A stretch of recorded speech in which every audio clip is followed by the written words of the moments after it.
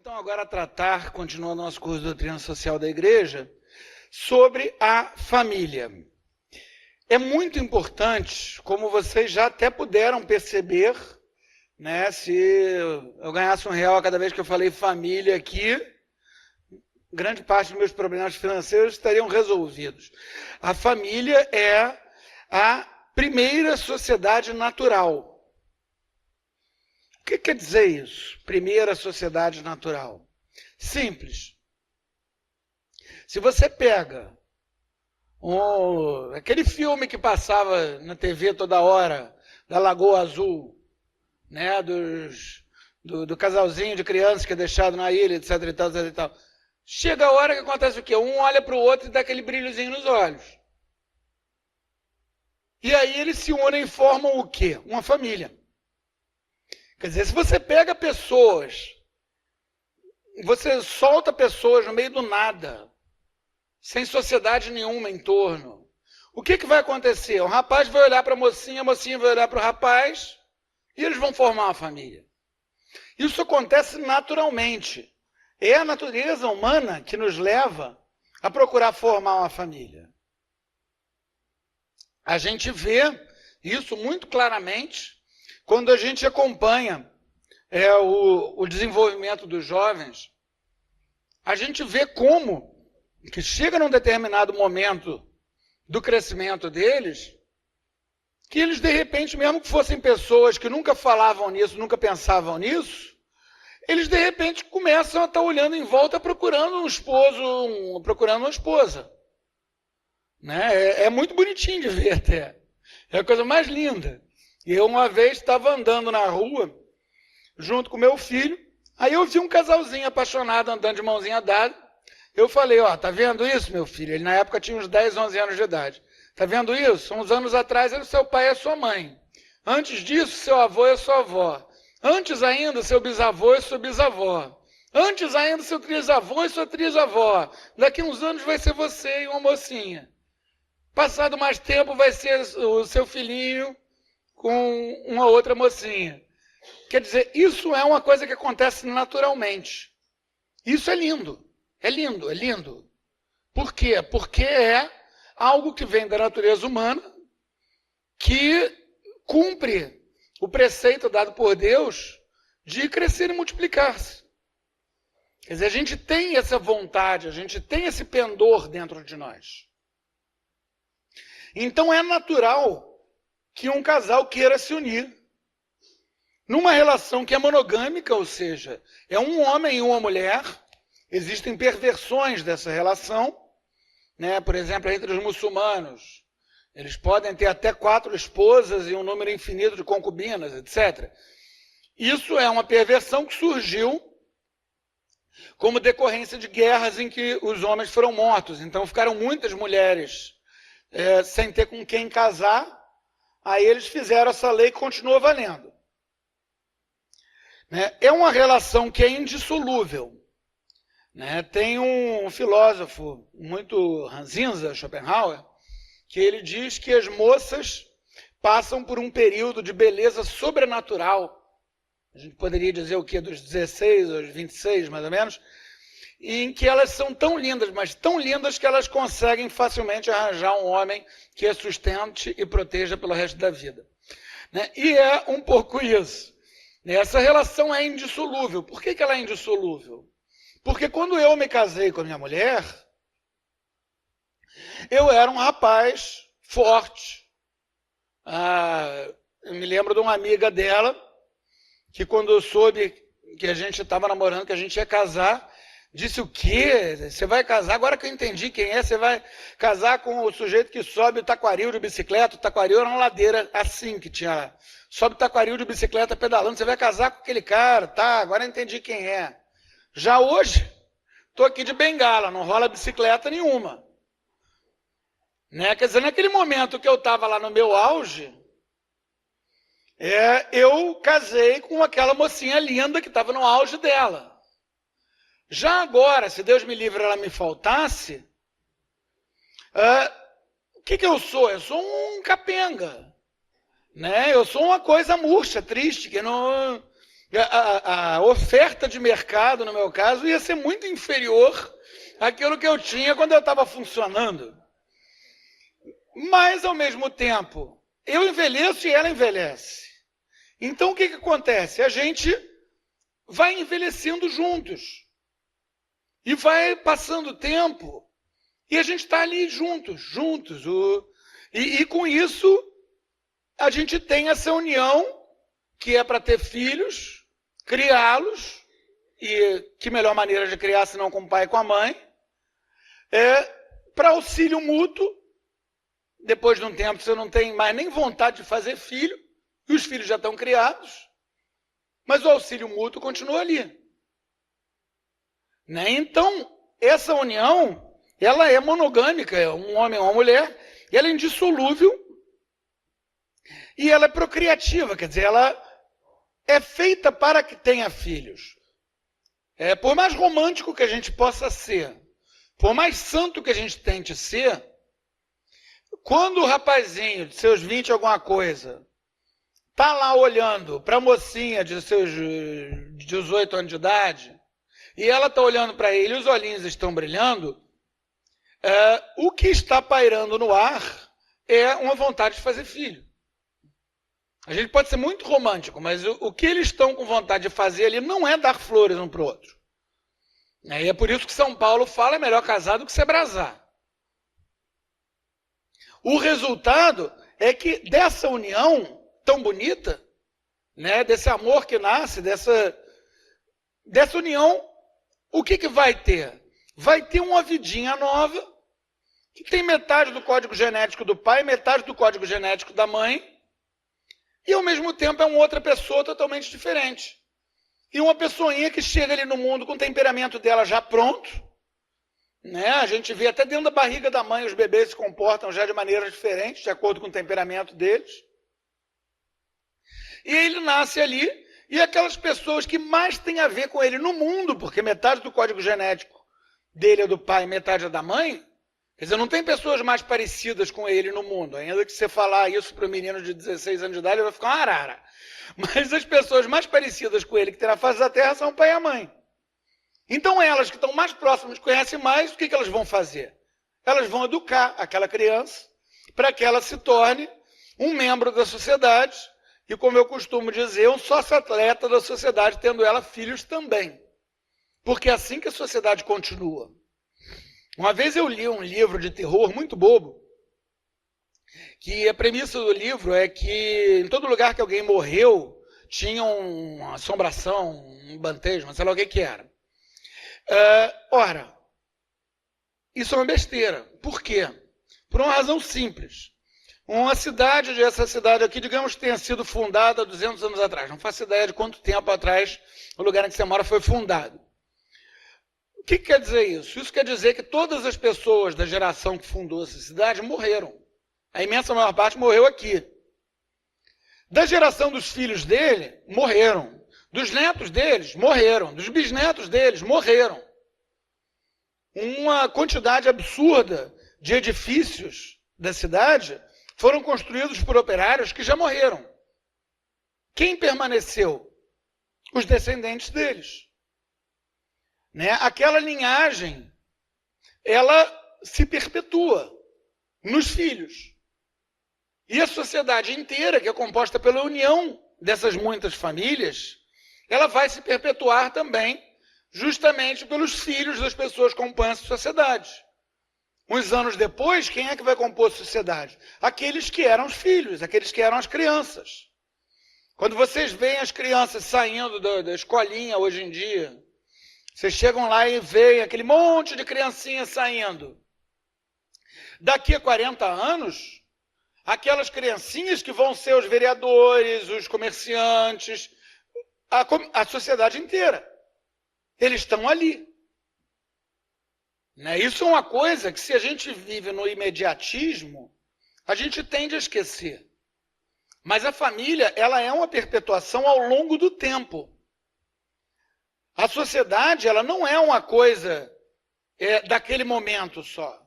A sociedade é uma coisa que vai se perpetuando no tempo através de cada uma das famílias. né? Cada família vai continuando.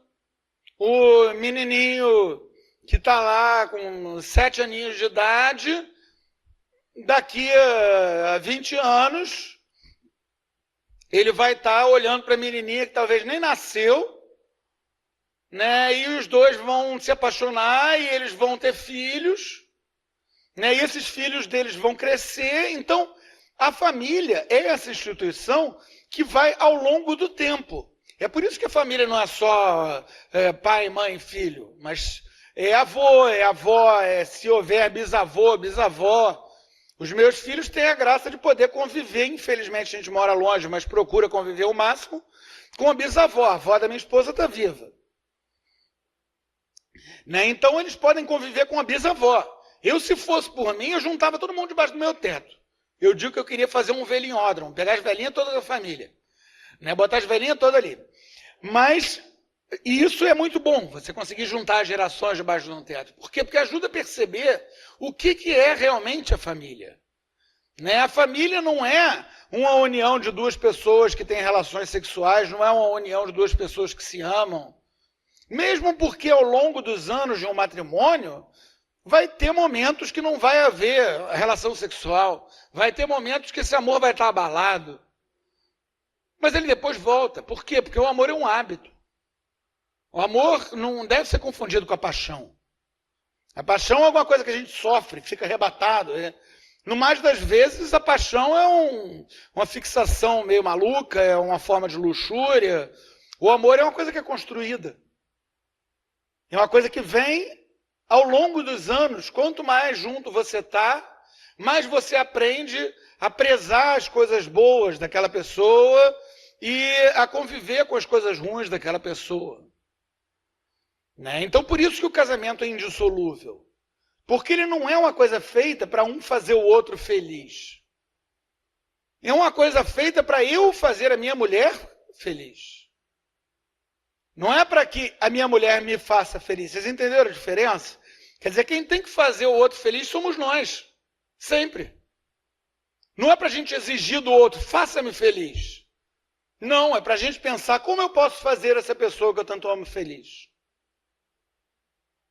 Então, o matrimônio, ele é essa célula básica da sociedade justamente porque é pelo matrimônio que os casais se unem e começam a construir essa primeira forma de vida social, porque é uma forma de vida social. O marido e a mulher, né, saíram da igreja, entraram na casinha deles, eles vão se descobrir. Eles vão descobrir coisas do temperamento do outro que eles não tiveram como discernir enquanto estavam vendo ele no namoro. Porque é diferente, a gente está lá casado, sabe que é para sempre. Né? Não tem, no namoro, fica lá todo bonitinho, bota roupinha lá para ver o sogro, né? Tem medo do sogro. Já depois vai aos poucos crescendo esse conhecimento um do outro, que existia de forma imperfeita antes, vai crescendo as formas de auxílio mútuo, vão crescendo, a gente passa a perceber que tal coisa faz ela feliz. A gente passa a fazer aquilo também. E aí chega o filho. Quanto tempo até o primeiro filho? Depende da natureza, porque nós somos católicos. Nós sabemos que a função do matrimônio é a reprodução. Né? A gente sabe que é pecaminoso a gente usar, a mulher tomar veneno para ela não ter filho. Ou separar o homem e a mulher por uma capinha de borracha para não ter filho. Então, esse primeiro filho, no meu caso, no 4º mês de casamento, graças ao bom Senhor Deus, a minha esposa engravidou do meu primeiro filho. E aí a coisa se transforma mais ainda. Por quê? Porque antes, qual era o meu horizonte? Qual era o horizonte dela? Viver mais algumas décadas. O que acontecer com o mundo dali para frente? Azar. Já agora, eu com meu filho se tornando adulto, eu penso o tempo inteiro, que mundo é esse que eu estou deixando para o meu filho? Né? Que mundo é esse em que ele vai ter filhos? Em que ele vai viver? Daqui a poucos anos, eu imagino que ele vai se casar e ter filhos. Eu vou ter a alegria de ser avô, né? Que é uma bênção, diz a Sagrada Escritura, que veja os filhos, teus filhos, os filhos dos teus filhos. É uma bênção, uma coisa maravilhosa. Quem sabe se eu não consigo ver os meus netos, talvez até meus bisnetos. Quer dizer, ver a continuação da minha família. Eu tenho lá em casa, enquadrado na sala de casa, um diploma do tempo da princesa Isabel, que deu uma medalha para um antepassado meu. Eu enquadrei aquilo e botei na parede. Por quê? Para os meus filhos verem que a família não começou agora. Eles verem que eles não são filhos de chocadeira. Que eles vêm de uma linhagem de gente que procurou prestar serviço à pátria e que espera-se que eles também procurem prestar serviço à pátria. Né? E isso é uma coisa que vai se perpetuando, vai andando. Quer dizer, o meu avô prestou serviço à pátria, meu bisavô prestou serviço à pátria, meu filho, se Deus quiser, há de prestar serviço. Quer dizer, a gente vai avançando ao longo das gerações, ao longo das décadas e dos séculos, na família. A sociedade ela não é composta de indivíduos, como nós vimos na primeira aula. A sociedade é composta de pessoas que têm relações, têm laços com outras pessoas. A pessoa é como um nó central numa teia de aranha, né? Que liga a tudo mais. E a família é o cerne disso, é o que está mais próximo disso. E ela se perpetua ao longo dos séculos.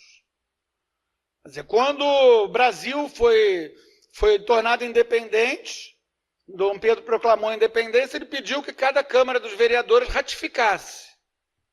Tem lá a assinatura de um antepassado meu que era vereador. Poxa, eu posso fazer menos do que isso? Não. Eu vou fazer de maneira diferente. Estou fazendo esse curso. Mas eu quero trabalhar pelo meu país. Por quê? Porque a minha família sempre trabalhou pelo meu país. E a mesma coisa com cada um de nós. Quer dizer, pode ser uma maneira diferente. Pode ser que cada um de vocês tenha uma maneira diferente de trabalhar pela sociedade. Cada um de vocês tem uma tradição familiar diferente. Trabalhar pela sociedade num trabalho humilde e honesto. Trabalhar pela sociedade numa prestação de serviços. Mas essa família que a gente constitui aos 20 e poucos anos de idade e que só acaba com a morte, essa união que a gente tem, que nos dá não só um esposo ou uma esposa, mas também os filhos, o sogro e a sogra, os cunhados, os netos, os bisnetos, os pentanetos que a gente não tem chance nenhuma de conhecer. Tudo isso é a forma primordial de participação na sociedade. Quer dizer, a nossa participação política, quer dizer, a nossa participação na polis, na cidade, na comunidade, ela é primordialmente, quando nós somos casados, ela é primordialmente nesse trabalho lindíssimo de ter os filhos e educá-los. Quer dizer, a gente vai educando os filhos, a gente vai levando eles adiante. Vai levando eles a educar, significa conduzir para fora. Então a gente vai conduzindo eles para fora do útero, para fora do quarto. Senta na mesa, aprende a comer com os pais, ao invés de roer uma porcaria na frente da televisão. Para fora da casa, aprende a dizer por favor, obrigado, bom dia, boa tarde para as pessoas. Né? Para fora daquele miolinho central ali, aprendendo um ofício, estudando mais aprofundadamente alguma coisa, né? Tendo conhecimento das coisas que foram ensinadas por grandes sábios. Isso é educação. E é os pais que competem essa educação, primordialmente aos pais. É a responsabilidade deles. E é isso que a gente viu quando a gente estava falando anteriormente até da educação domiciliar, né? A responsabilidade pela educação dos filhos é dos pais. Por quê? Primeiro, porque eles são os mais próximos e os que mais conhecem aquela pessoinha. Segundo, porque justamente eles têm toda aquela série de tradições familiares, inclusive besteirinhas. O que a gente vai comer na festa de Natal? A gente vai abrir presente no dia de Natal ou na véspera? De noite, à meia-noite. Né? Eles têm que passar adiante aqueles costumes, aquelas tradições. Não só da família, mas de toda a sociedade. De todo o mundo, de todo o Brasil. E assim eles estão construindo aquela pessoa que vai fazer parte da sociedade na próxima geração. Eles estão construindo aquela próxima geração, que por sua vez vai construir a geração seguinte. Então compete aos pais educar. No caso deles não saberem, por exemplo, sei lá, o pai pensa, o meu filho, eu não tenho nenhum talento para música, mas o meu filho tem talento para música. A mãe dele toca violão divinamente, mas ele gosta de flauta. Poxa, eu vou tentar arrumar um professor de flauta para ele. Eu vou terceirizar esse ponto de educação que eu não sei fazer. Se sabe ler e escrever, normalmente você consegue ensinar a criança a ler e escrever, a fazer conta. Isso é uma coisa que é responsabilidade dos pais. A gente pode até mandar para a escola porque tem uma lei maluca que manda, mas o objetivo dessa lei qual é? O objetivo dessa lei é arrancar as crianças dos pais, não é educar as crianças. Basta vocês pensarem. O que acontece? Se você pega 40 crianças exatamente da mesma idade, coisa que nunca aconteceria naturalmente. Onde que vai ter 40 crianças exatamente da mesma idade? Nenhuma família tem isso, nenhum bairro tem isso. Mas você pega 40 crianças exatamente da mesma idade, você bota exatamente a mesma roupa em todas. Aí você bota elas sentadinhas nas cadeiras e você proíbe elas de falar com a criança do lado. Elas passam 4 horas e meia sentadas naquela cadeira, proibidas de falar com a criança do lado. Aí você dá 20 minutos de recreio para elas. Com quem que elas vão querer falar? Com a criança do lado. E o que isso faz? Isso faz com que ele aprenda a odiar o diferente. É um treinamento. As nossas escolas, elas são modeladas nas escolas baixas, assim ditas, feitas por Frederico Grande da Prússia, que queria formar soldados obedientes e operários que não criassem confusão. Então, uma regra básica é ensinar a odiar o diferente. Tanto que a gente vê como é que isso funciona bem quando eles chegam na adolescência e acham que alguém que não ouve a mesma banda que eles, não compra roupas da mesma marca ou da mesma cor que eles, é alguém que não merece atenção nenhuma, não vai falar, não vai ser amigo, não quer nada. Por quê? Porque eles foram muito bem adestradinhos para odiar o diferente. Se você pega e bota essas mesmas pobres crianças sentadinhas lá numa sala, aí entra um cara, começa a falar, na hora que está ficando interessante, pá, toca a campainha, ele levanta, sai, entra outro falando de outra coisa. O que isso está ensinando? Isso está ensinando a não pensar livremente, a parar de pensar em alguma coisa na hora que toca a campainha, que nem treinamento de cachorro, né? Pavlov dava comida e tocava uma sineta. Depois de um tempo, ele tocava a sineta e o cachorro começava a ficar com a boca cheia d'água.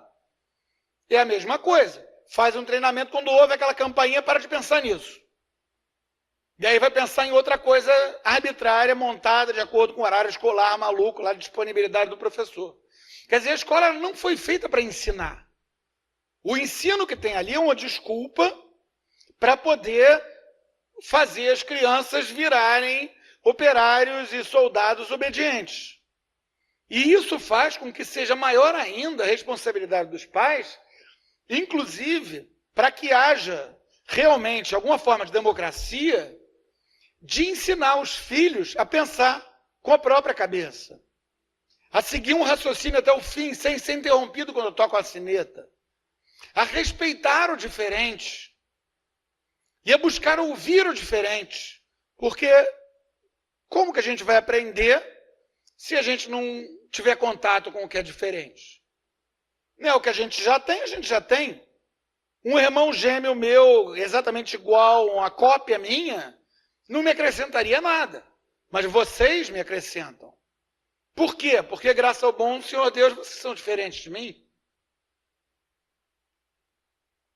Então, a educação dos filhos é um dever fundamental dos pais, é o dever fundamental dos pais. Né? A primeira razão do matrimônio, o primeiro compromisso que a gente assume é ter filhos e criá-los. Além disso, a família, ela também é o local para o qual se dirige o esforço do trabalho. Né? Nós vamos falar mais tarde do trabalho do homem amanhã, mas a família é o local para onde se dirige o esforço do trabalho. O que quer dizer isso? Se a gente pega, por exemplo, essas pessoas que... Um caso horroroso que eu vi.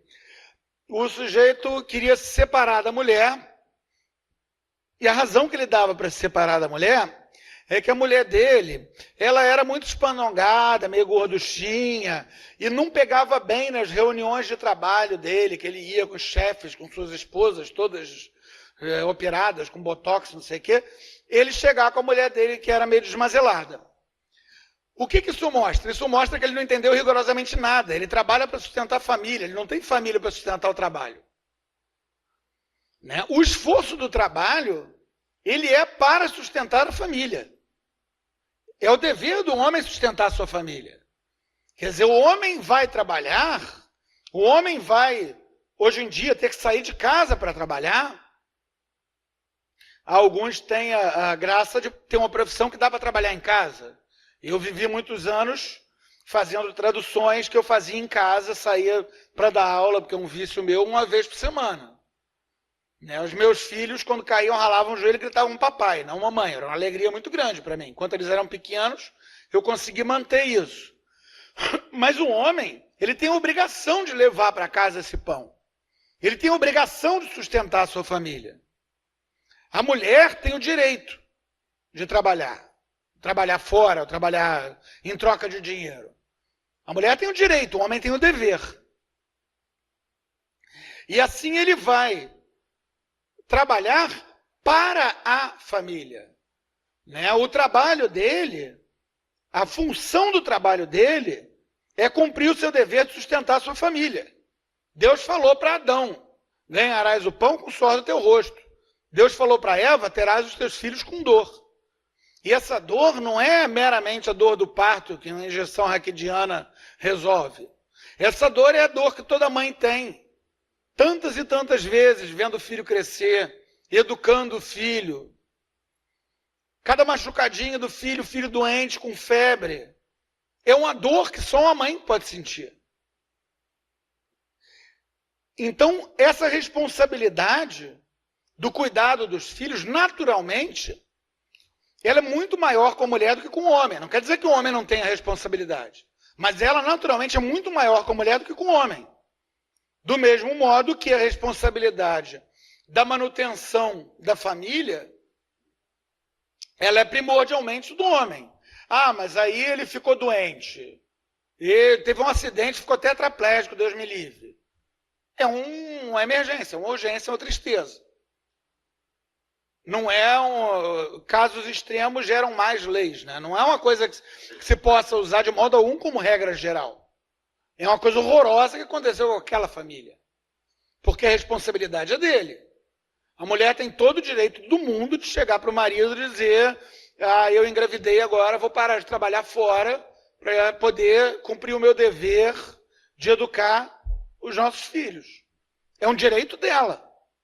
Como ela tem o direito de, na medida em que isso não vá interferir nessa educação dos filhos, né? Ela chegar e dizer: não, eu vou trabalhar fora porque eu me interesso muito por determinada coisa, eu acho que eu vou ter um bom crescimento pessoal fazendo tal coisa. As crianças já estão na escola, durante o horário de escola deles eu estou aqui bestando vendo televisão. Ao invés de fazer isso, eu vou fazer uma coisa que eu gosto, que dá um dinheirinho. Pô, manda ver, ótimo. Ela tem todo o direito, mas o marido não pode dizer você vai sair. Você vai lá na rua ganhar o pão. Não, quem tem que ganhar o pão é ele. Não é para ela ir ganhar o pão e ele ficar vendo futebol na TV. Como infelizmente acaba acontecendo em muitos casais. A mulher começa com essa coisa de eu vou ajudar em casa, quando vê, ela está sustentando o marido vagabundo. Todo mundo já viu isso. Então uma coisa até que a mulher deve tomar cuidado para ela não ter esse direito dela violado. Essa liberdade de escolha que só a mulher tem, o homem não tem, essa liberdade dela não ser violada. O trabalho remunerado, ele é primordialmente a função do homem. O homem tem esse dever. Isso nós podemos ver, inclusive, quando a gente fala da doutrina social da igreja, ela praticamente começou com a Renovaram, que foi escrita em tempos de capitalismo selvagem. E o que o bom Papa Leão diz é que o salário, se nós vamos ver o Tratado do Trabalho, a gente vai ver isso mais a fundo, o salário deve poder garantir o sustento de uma família. Por quê? Justamente para que a pobre mulher não sofra a escravidão de ter que ir para a rua ganhar dinheiro, depois chegar em casa e ainda ter que cuidar da casa, cuidar dos filhos, cuidar de tudo. Ou pior ainda, tentar coxambrar e botar o marido para cuidar da casa. Vê se o marido vai cuidar de casa direito. Mulher nenhuma fica satisfeita com o jeito como o homem cuida de uma casa. Entra na casa de uma solteirona, entra na casa de um solteirão, não precisa dizer para ninguém qual é de quem. A mulher tem um talento para manutenção de tudo que é infinitamente superior ao do homem. Do mesmo jeito que um homem consegue trabalhar sem guardar rancores que a mulher guardaria. O homem e a mulher, graças ao bom Senhor Deus, são diferentes. E aí, ao tratar dessa diferença, dessa complementariedade, na verdade, porque o que acontece é que o homem e a mulher são complementares. Não é bom que estejais só. Eu vou te fazer uma companheira, disse Deus para Adão. E é verdade. O homem precisa da mulher como a mulher precisa do homem. Tem uns feministas radicais aí que diziam que a mulher precisa do homem tanto quanto um peixe precisa de uma bicicleta. O que é uma besteira monumental. Por quê? Porque o fato de uma mulher conseguir sobreviver sem o homem não quer dizer que ela não precise do homem. O homem precisa da mulher e a mulher precisa do homem. É mútuo. São complementares, se encaixam. Dentro de um lar, como nós podemos ver no livro dos Provérbios, capítulo 31, a gente vê falando da mulher forte. A mulher forte, ela faz negócios, ela compra tecidos, ela garante que ninguém fique sem comer na casa, ela faz um monte de coisas e o marido dela senta no conselho dos anciãos, seria uma câmara de vereadores. Quer dizer, o que a gente tem descrito ali? O que a gente tem descrito ali é um lar em que a mulher é o primeiro-ministro e o homem é o ministro das Relações Exteriores. Ele que vai ir falar com o vizinho que está com o esgoto vazando. Isso é dele. Agora, é ela que vai decidir quem vai comer o que, aonde, quando, como é que vão ficar os móveis, como é que vai... Ela que vai gerir tudo aquilo. Porque só ela consegue fazer aquilo bem. Do mesmo jeito que ele consegue falar com o vizinho que está com o esgoto fedendo sem gritar. A mulher dificilmente. Graças a Deus, o homem e a mulher são diferentes. E aí a gente volta àquela questão da ideologia do gênero. A gente viu que é uma tentativa de destruir a família. Se a gente pegar isso em termos de escolas de pensamento, etc. e tal, como é que funciona? Os primeiros comunistas, eles falavam que existiria uma luta de classes, quer dizer, os ricos e os pobres seriam inimigos, que é uma besteira. Nós vamos ver isso no Tratado do Trabalho, que é uma besteira. Mas eles diziam que os ricos e pobres seriam inimigos figadais, um odiaria o outro, um seria contra o outro, os ricos estariam o tempo inteiro tentando explorar os pobres, e os pobres ou seriam enganados pelos ricos, ou conseguiria cair a ficha, e aí eles iam lá querer matar o rico. Uma besteira monumental. E eles viram que isso não funcionou. A previsão que foi feita pelo Marx, né, que é o cara que começou com esse bestialógico todo, é que as fábricas iam ficar cada vez piores e as pessoas iam ter condições de trabalho cada vez piores, até que os trabalhadores iriam se revoltar. Né? Os que ele chamava de proletários. Proletário quer dizer aquele cujo único bem é a prole, os filhos. Quer dizer, aquele que não tem nada. Não tem casa, não tem comida, não tem carro, não tem chonga, só tem os filhos. Porque naquele tempo de capitalismo selvagem, o que acontecia era que as crianças pequenas eram levadas para trabalhar na fábrica também. Né? Então o proletário que tivesse 5 filhos conseguia botar mais comida na mesa, botando ele, a mulher e os 5 filhos para trabalhar numa fábrica, do que o que tinha só um filho, por exemplo. Daí a origem do termo. Só que não funcionou.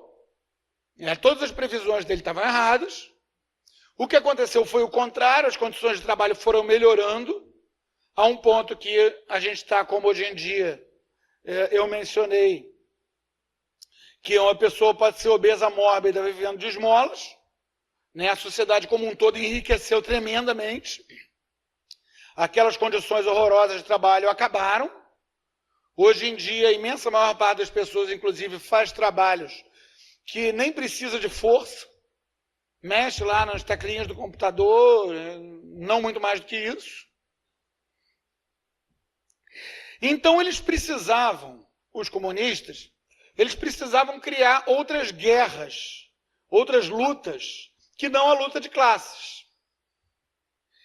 Então veio um grupo de comunistas europeu, que estava lá fugindo do nazifascismo, foi para os Estados Unidos, mas eles vinham da cidade de Frankfurt, e eles começaram a pensar, a tentar achar, por assim dizer, outros conflitos. E aí, daí que começou tudo isso de tentar jogar o preto contra o branco, o homossexual contra o heterossexual, o que gosta de um tipo de música contra o que gosta de outro tipo de música. Quer dizer, tentar aproveitar ao máximo os conflitos da sociedade para destruir a sociedade. Por quê? Porque o comunismo acredita que quando a sociedade cair, vai surgir magicamente uma sociedade perfeita. O que é uma besteira inominável. Mas a ideia deles é destruir. Resultado, para destruir a instituição familiar, que a gente estava descrevendo aqui, eles passaram a usar o expediente de mudar o sentido das palavras. O sábio chinês Confúcio dizia que para a gente consertar o mundo, a primeira coisa a fazer é a retificação dos nomes. A gente chamar as coisas pelo nome correto. Pão, pão, queijo, queijo. É o que a gente viu aqui ao tratar do imperativo da verdade, né? Do que a gente compreende, do que a gente tem na cabeça, ser realmente o que tem aqui. Isso daqui é água, não é cachaça. Eu não posso chamar isso de cachaça. E o que eles passaram a fazer foi justamente chamar água de cachaça. Então, o resultado, o que a gente tem hoje em dia? A gente tem a negação de tudo o que caracteriza o verdadeiro casamento. Quer dizer, o matrimônio verdadeiro, que é uma instituição de direito natural, ou seja, ele acontece mesmo entre povos pagãos, povos judeus, muçulmanos, todo mundo. Existe um casamento real, verdadeiro. Não é só entre católicos. E esse casamento, que é real e é verdadeiro, ele é monogâmico, é um homem e uma mulher. Ele é indissolúvel, ele é até que a morte separe. E ele é feito para ter filhos e criá-los. Eles passaram a negar ponto por ponto. A primeira coisa deles foi negar a indissolubilidade do matrimônio, ou seja, inventar que dá para descasar. O pessoal mais velho se lembra até dessa palavra que eles usaram durante um tempo, não é verdade? Aí ficava aquela coisa para tinha até um sabor de proibido, de sexo proibido, a mulher descasada. É uma mulher que sabe de sexo, mas não tem um marido que vai bater na gente, né? Ficava aquela coisa da mulher descasada, era o objeto de desejo. O que eles estavam fazendo? Eles estavam inventando uma coisa. Não existe descasar. Existe morrer e enviuvar, mas não existe descasar. Aí, com isso, a coisa começou a crescer. Se a gente pega o Papa Paulo VI, ele escreveu uma encíclica chamada Humani Generis, do gênero humano, em que ele condena a pílula anticoncepcional, que é o quê? É um ataque à parte de ter filhos e criá-los. Gente, a gente pega aquela encíclica, a gente olha e diz, esse homem é um profeta. Por quê? Porque o que ele disse que aconteceria? Aumentaria imensamente o número de divórcios, o homossexualismo se tornaria uma coisa cada vez mais comum, a pornografia se espalharia pelo mundo. O que a gente vê em volta? Exatamente isso. Né? Então, eles atacaram a indissolubilidade do matrimônio, atacaram com a pílula anticoncepcional a alegria de ter filhos, a percepção dos filhos como um dom de Deus e não como um peso. Filhos passaram a ser vistos como um peso. Agora estão atacando a monogamia.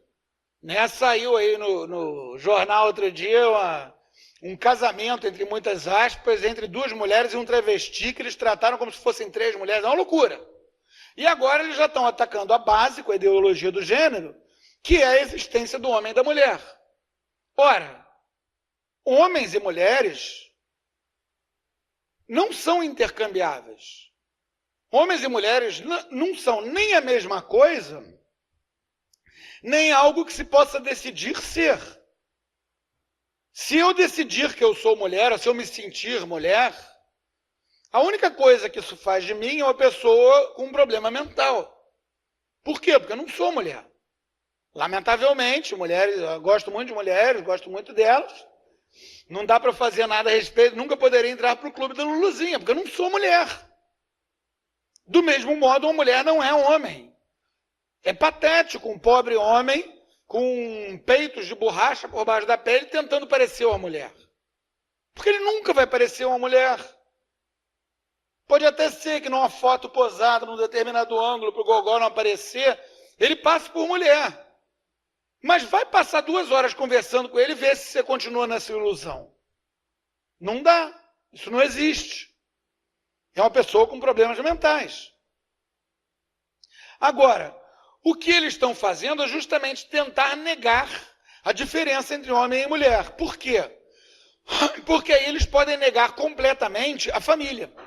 E aí eles podem dizer, não, 2 moças que se amam e que têm relações sexuais uma com a outra são uma família. Mas peraí, 2 irmãs solteironas também se amam.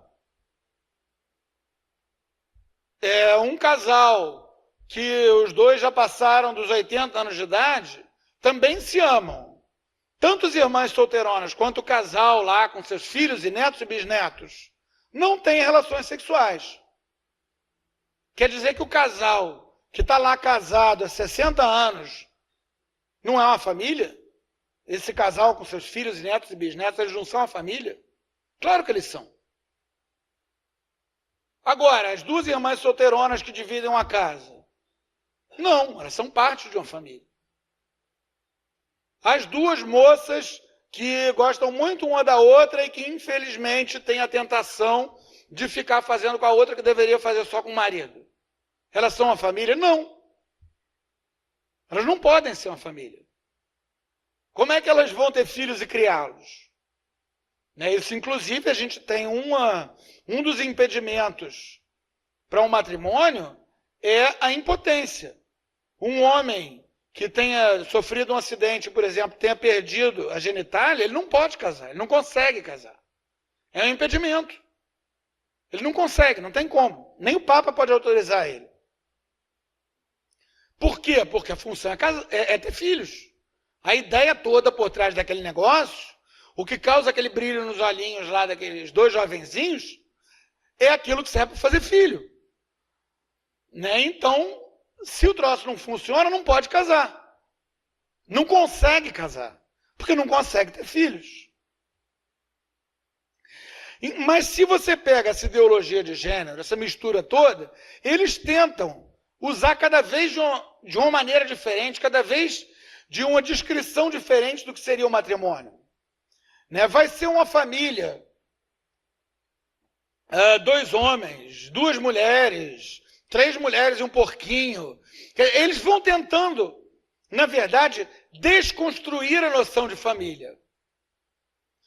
E mais ainda, por ser uma coisa que é o contrário daquilo que é a base da família, é uma coisa que não dura, é uma coisa que não é persistente. Eu tive outro dia eu não sei se é verdade, mas se não é vera, bene trovato, né? Se não é verdade, parece bem verdade.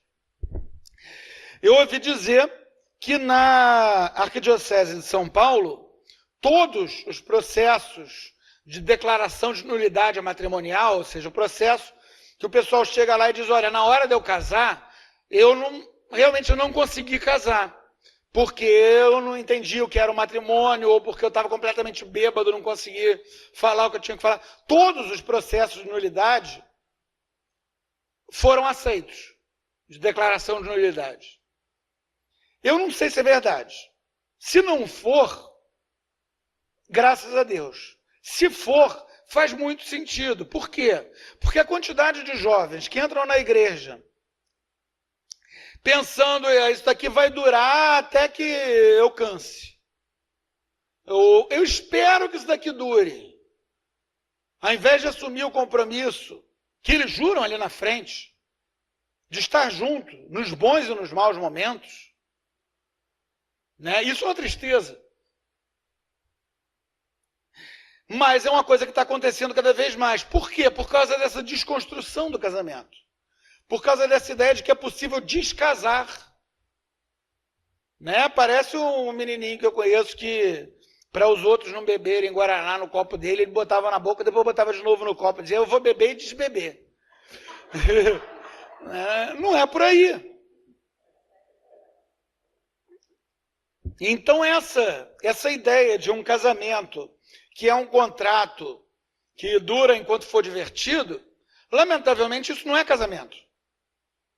Isso é muito pior do que casamento. Isso é prostituição. Por quê? Porque a mulher está assinando um contrato que enquanto ela for teuda e manteuda, ela vai ter relações sexuais com o sujeito. Pelo amor de Deus. Isso daí é o que amante de político fazia antigamente, não é verdade? Ele dava apartamento para ela, dava um bom dinheiro para ela, dava vestido novo para ela, ia com ela para Paris de vez em quando. Isso não é casamento. Casamento é a gente estar junto na hora que a coisa está feia. Na hora que o bicho pegar. Na hora que o outro está doente, na hora que o outro está com problema mental. A mulher está lá, dá força para o marido, ajudar ele na hora que ele não está conseguindo trabalhar, quebrou a perna, está desesperado. Nos maus e nos bons momentos. E a coisa mais necessária é justamente nos maus momentos. Estar junto nos bons momentos é moleza.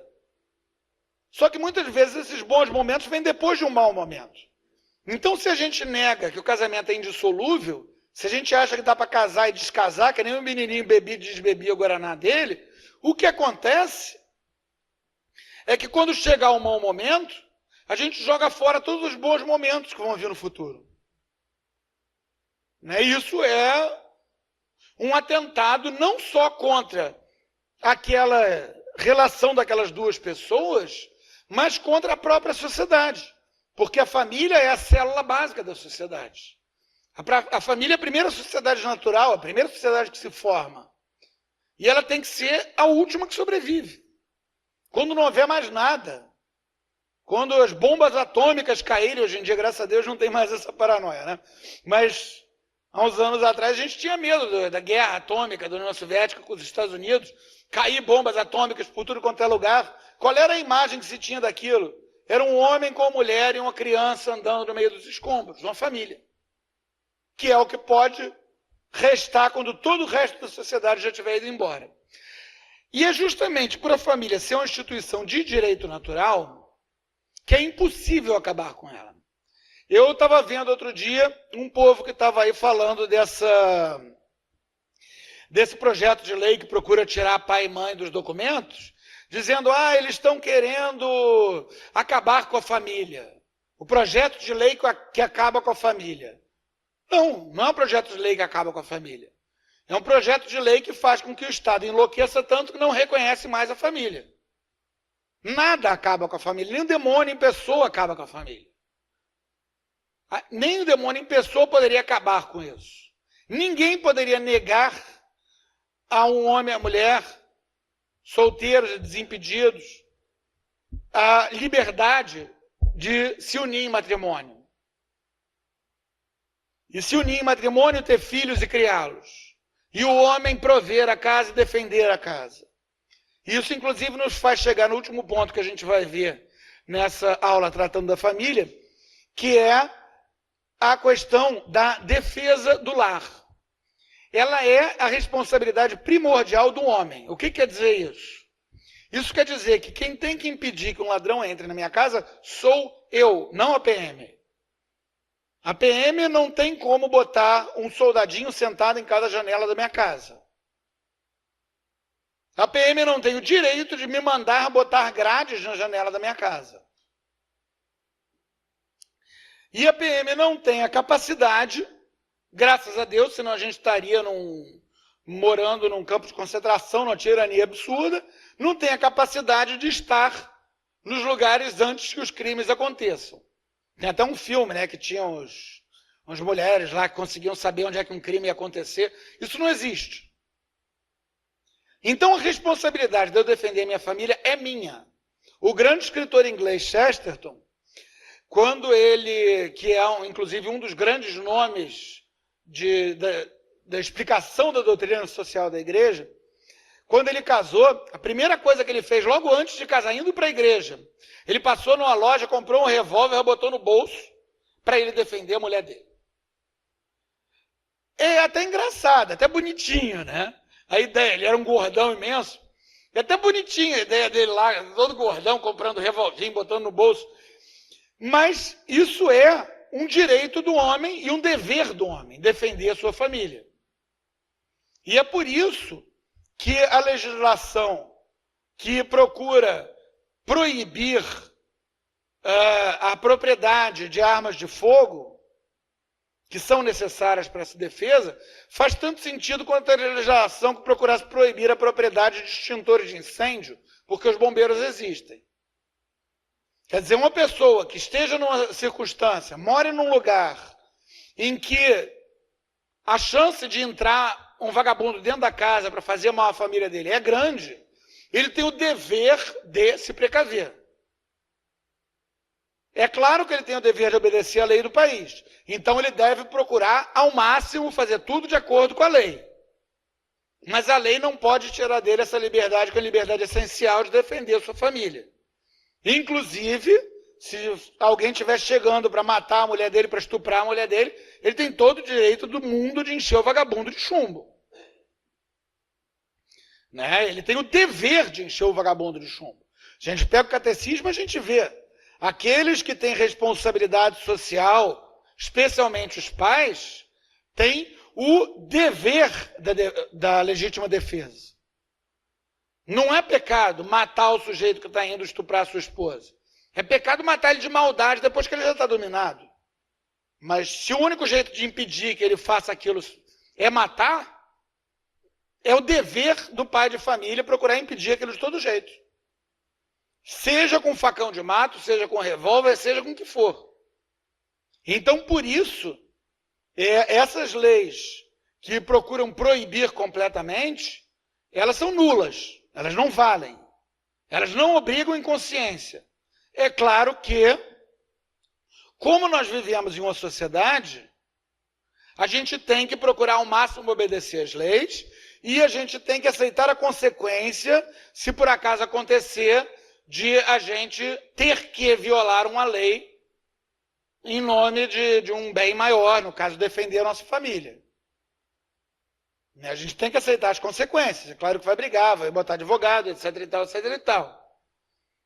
Mas é uma coisa que é muito importante a gente perceber que esse dever é nosso. O pai de família não pode de jeito nenhum dizer, ai não, a polícia é quem me defende. Ele tem que se precaver. Do jeito que o mundo está, ele tem que se precaver. Quer dizer, botar grades na casa, ótimo, dá uma força. Agora, a escolha, se ele vai botar grade, se ele não vai botar grade, é dele. Mas a responsabilidade pelo que acontecer também é dele. Então, isso é uma coisa muito importante de que a gente deve sempre se lembrar.